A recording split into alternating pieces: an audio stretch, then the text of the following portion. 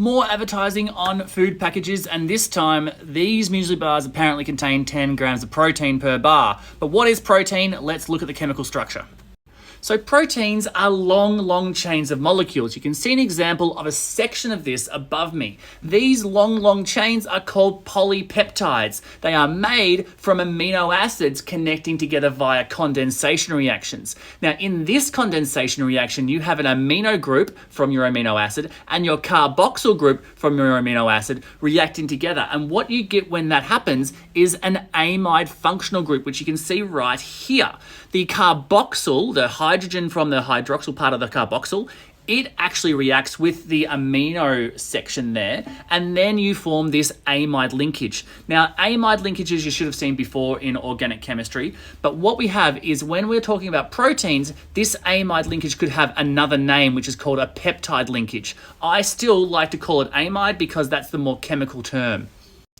So along with having an amino group on my amino acid and a carboxyl group on my amino acid, we also have this Z or R side chain. Now what the side chain does, it affects how it interacts with other amino acids and really affects the overall shape of our protein. I'm going to talk about that in another video. But let's start and look at basically just the groups. What does the amino group and what does the carboxyl group do for an amino acid? Well, that means amino acids can act as either bases, because of an amino group, or acids because of the carboxyl acid. So that means when they're in our body, depending on the pH, they have a different structure.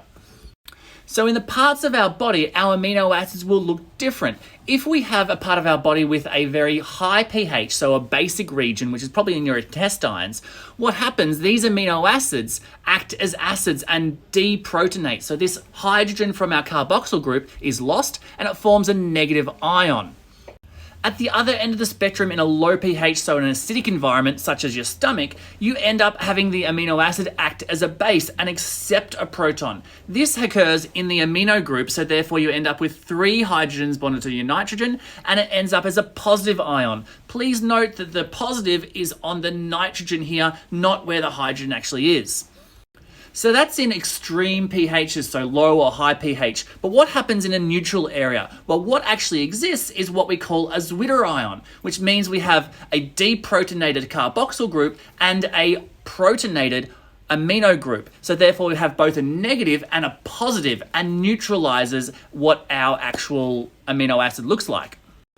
Interestingly, with our side chains, if our side chains have acidic or basic areas, they are affected by extreme pHs, but they are not affected when we have a zwitterion.